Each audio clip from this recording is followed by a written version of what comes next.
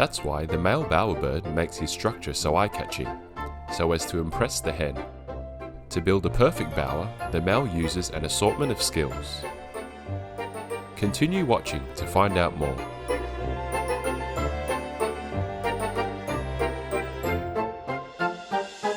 Salutations, amazing viewers. I'm Akiki, a red-headed lovebird, and this is Dembe, a fisher's lovebird. We are both vegans from marvelous Uganda. The animals and people of our land wish for you to have a great day full of love and happiness.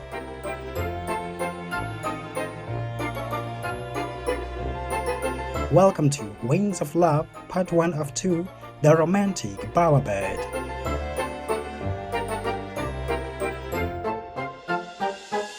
We are a genus of parrot, renowned for our affectionate character. Everyone knows we represent love, but in today's program, we are not going to talk about lovebirds. We want to share our admiration with all of you for our special feathered friends, the romantic bowerbirds.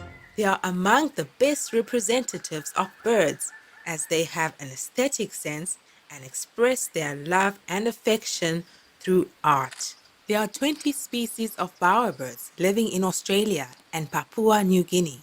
With most varieties, the male builds a sophisticated structure called a bower for courtship purposes. He usually makes it with intertwined twigs and dried grass stems, decorates it with various objects he diligently and particularly collects, and spends hours maintaining it. The range of objects he gathers is amazing. Fruits, flowers, feathers, and even human-made items like buttons, bottle caps, glass marbles, ballpoint pens, you name it. The male bowerbirds need to be excellent artists to win a lady's heart, as females are style-oriented and exceptionally choosy. She is the one to decide if the bower is true at work, and along with other factors that are considered, selects the partner with the most beautiful bower. Each bower built by a male has his individual style reflected in the work. The female scores several first, then revisits the ones that suit her taste for further evaluation. During the investigation phase, she examines in detail the bower, the would-be mate's plumage, and how he dances and sings before making the final decision. That's why the male bowerbird makes his structure so eye-catching, so as to impress the hen initially to earn a place in the finals. To build a perfect bower, the male uses an assortment of skills. Take the satin bowerbird, for example. A male always checks whether his bower is aligned in a north-south direction, like a feng shui master. Perhaps it's for better lighting when a hen visits his meticulously built gem. A female bowerbird prefers a symmetric bower with high quality, so the male needs to collect hundreds of twigs of the right size. He verifies that the measurements are correct by walking in and around his creation to inspect the alignment. That's right. Since a female satin bowerbird likes blue ornaments, a male collects as many blue objects as possible, places them on his dance floor and the walls of the bower, and guards them well. He uses a feather as a paintbrush and utilizes chewed-up fruit and plant material as a blue pigment to paint his bower for the final touch-up. All these efforts are simply to catch his sweetheart's attention. He has to plan the site, then build, decorate, and paint his labor of love. It takes so much work and artistic skill. Not to mention he has to dance and sing as well.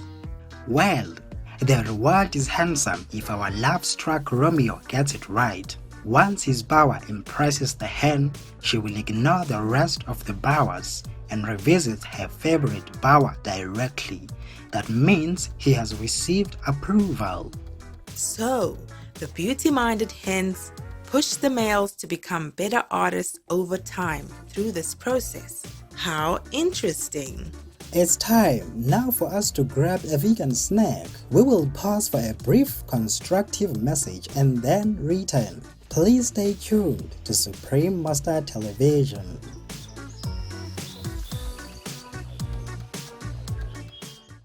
Welcome back to Wings of Love, Part 1 of 2, The Romantic Bowerbird on Supreme Master Television. In addition, some species of male bowerbird place stones, shiny objects, and other items within and around the avenue. One type of bower that is shaped like a tunnel of curved sticks. Surprisingly, he uses an optical illusion by implementing a technique that only humans use. It is called forced perspective. Forced perspective? It sounds cool. Could you please elaborate? Sure, the ancient Greek architects used such a method when they designed the pillars of a building. The upper bricks of the pillars are smaller than the lower level counterparts, so the building seems taller. The great bowerbird species do the opposite. The males place the smallest objects near where a visiting female would stand at the entrance of or the inside of the bower, and the larger ones at the other end called the courtyard. So, from the female's point of view, the larger items appear to be the same size as the smaller ones. Scientists have found that the females prefer bower avenues with higher visual uniformity. Through experiments done in the wild, scientists have found if they change the position of the bigger and smaller articles around the bower, a male will quickly move items back to their previous state. When arranging things, a male often stands where the female normally would to evaluate if it will look aesthetically pleasing from her perspective. This is similar to Picasso stepping back from the canvas to assess his strokes. Marvelous! They behave like true artists. Even their eggs are intricate works of art. Wow! The eggs are gorgeous, similar to Impressionist art. Many human beings have been inspired to create their own artworks by observing the skillful designs of the adored bowers. That's right, there are many art pieces related to bowerbirds that you can find on the internet. Many humans collect, display, and store objects in their homes similar to the way bowerbirds do. A well-known American scientist, Dr. Jared Diamond, referred to the bowerbirds as the most human kind of all birds. Bowerbird art has inspired humanity's contemporary art. Human-sized bowerbird replicas, abstract bower sculptures, and art based on bower reimagination have been exhibited in museums, town squares, and forests.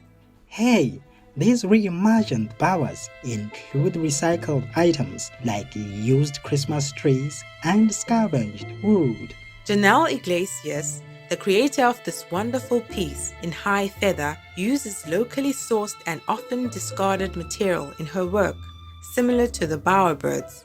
So, the bowerbird's repurposing habit has influenced people to a degree. So cool! Absolutely! Jane Perkins, who is known for her recycled art, has also adopted similar practices. She uses discarded materials, mostly plastic, to reinterpret masterpieces of past artists. And she named her website Blue Bowerbird. Lovely! Certainly. She collects materials mainly from recycle centers and charity shops and never paints them. Her Plastic Classic series has brought charming contemporary twists to some masterpieces. From a distance, the viewer can easily recognize them.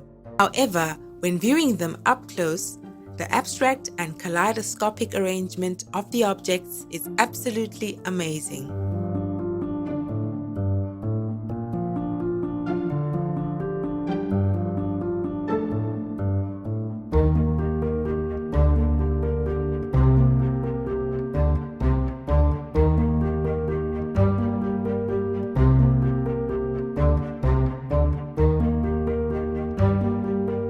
Her doghouse, named Shrine to Saint Roch, is so gorgeous.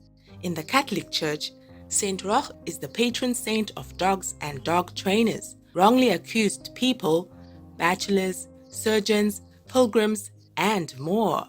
Wonderful! It proves that recycled materials can be used to create intricate art.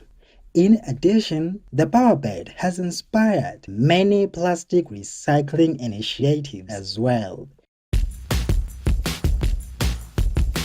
For example, Qantas Airways had the world's first ever zero-waste commercial flight in May 2019. Qantas's first commercial flight in the world to produce zero waste to landfill. This event initiated the company's mission to remove 100 million pieces of single-use plastic from flights by the end of 2021, thus reducing the in-flight rubbish generated by 75%. What is the name of this noble initiative? The Bowerbird Project. Awesome! I heard that virtually everything given to commercial airline passengers is either made of or wrapped in plastic. How did Qantas manage to achieve zero waste for this flight?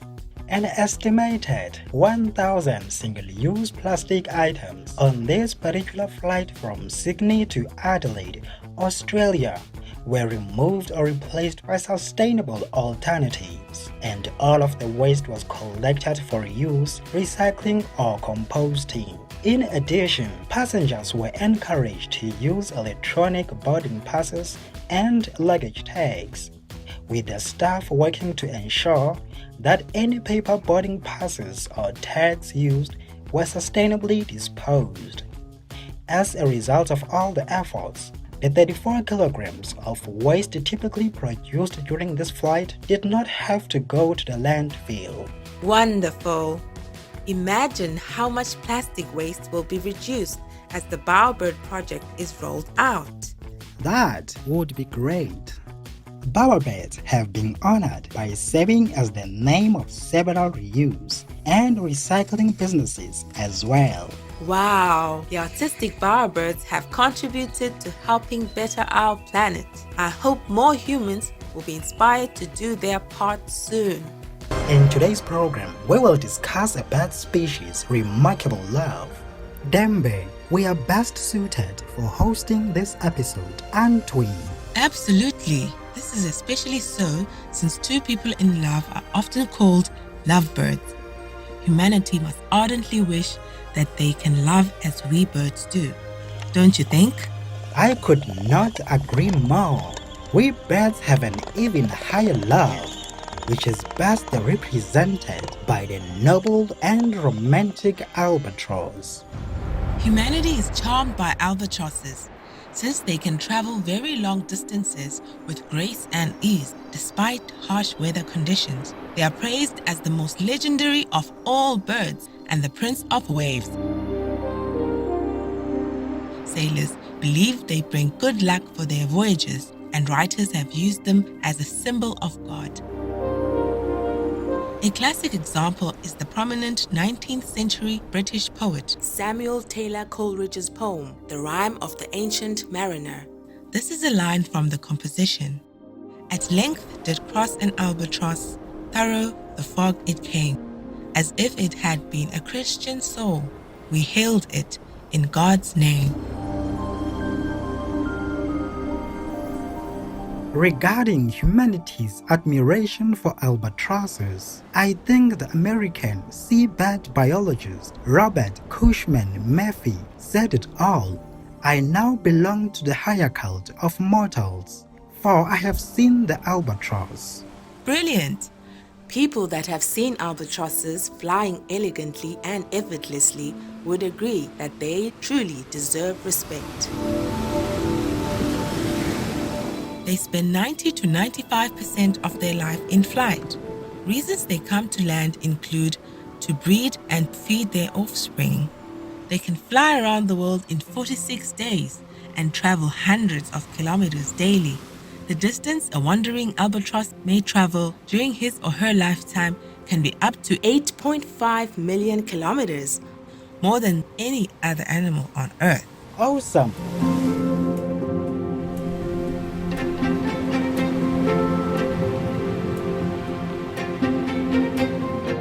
Wandering albatrosses really live up to their name. It is so cool to cruise in the air around the globe. Could you please share the secrets of their amazing flying capabilities with us? My pleasure. They have a built-in shoulder lock to help keep their wings in a horizontal position when fully extended, so they can fly long distances without flapping their wings, which saves energy. Their heart rates while flying and resting are almost the same. Their mastery of aerodynamics is second to none. They switch between ascending and descending flights according to wind speeds and direction and travel in a cross-current manner. This flying technique allows them to harvest energy from wind that accelerates at high speed in the space between calm ocean waters and the area immediately above the ocean's cresting waves. In addition, they are familiar with planetary weather systems. They fly in the northern hemisphere clockwise and the southern hemisphere counterclockwise to take full advantage of the global air current's tailwinds. The gray-headed albatross is the fastest known bird for sustained, extended travel, flying at up to 127 kilometers per hour for more than 8 hours.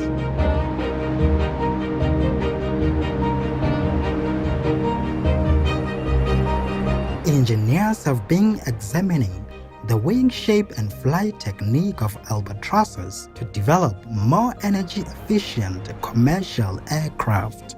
I consider their romantic relationships even more fascinating than their flying capabilities. Why is that? Albatrosses have virtually zero divorce rates. Zip. Nada. A young albatross will return to their birth location at around 6 years old and join others in a dance to practice their love waltz. Eventually, they interact in smaller groups until each albatross faces only one dancing partner, their life partner. Each pair's love dance routine is unique as a fingerprint, and the synchronized dancing consists of beak clattering, sky pointing, and other moves that are truly exquisite forms of art.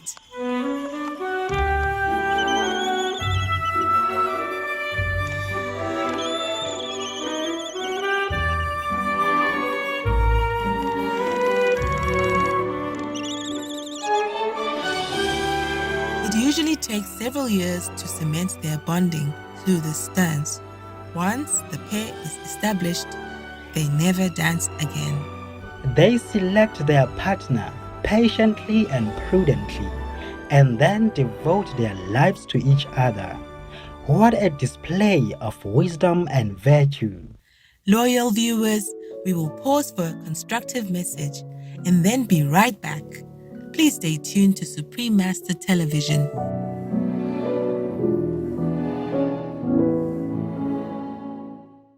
Welcome back to Wings of Love, Part 2 of 2, The Faithful Albatross on Supreme Master Television. After they offer a pledge of everlasting love, the albatross pair rear their chick together. Liaison albatross parents may travel 2,500 plus kilometers over 17 days from Hawaii to the Aleutian Islands looking for food. This means they search an area the size of the United States to find sustenance for their little one. Incredible! The albatross parents are truly as committed as their human counterparts are. The chick is home alone most of the time before they are ready to fly. Perhaps that is how an albatross's independent spirit is forged. Exactly. I can imagine that parent-chick conversation.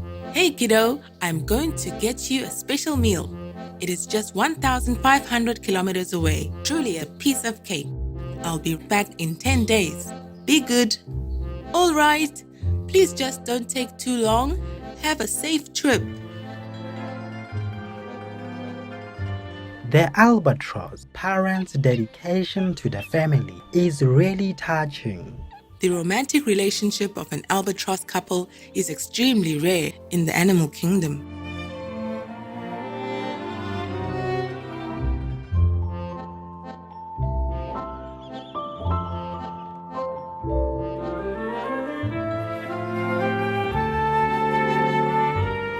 They are born travelers.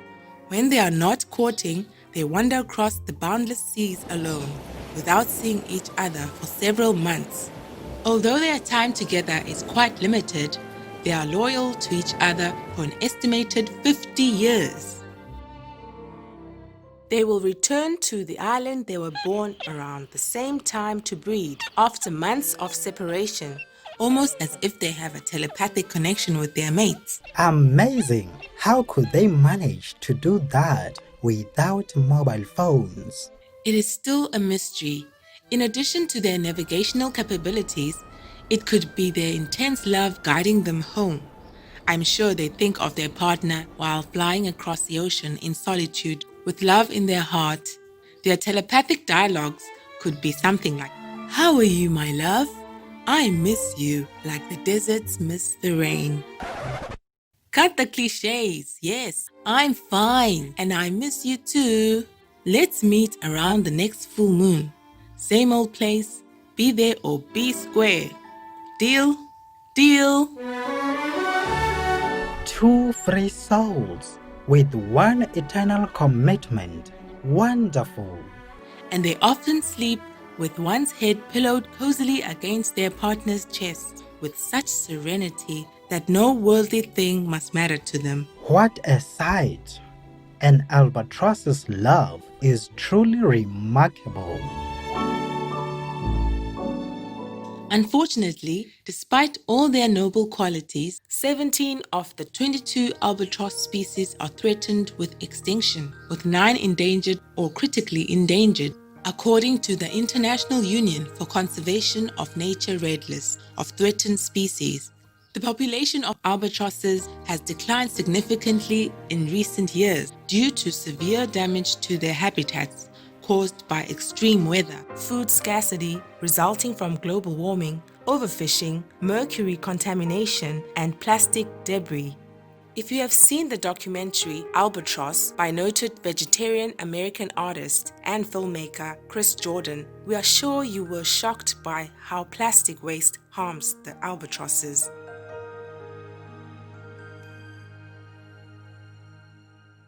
The albatross's condition mirrors how humanity treats the ocean.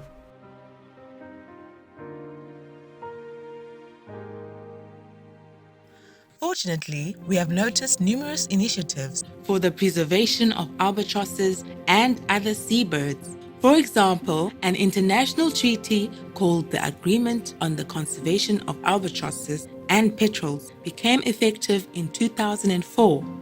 Let us hope humanity can mend its broken relationship with the environment as soon as possible, so these majestic beings can survive and thrive. The famed British writer J.R.R. Tolkien had a wonderful quotation that applies. May the wind under your wings bear you where the sun sails and the moon walks.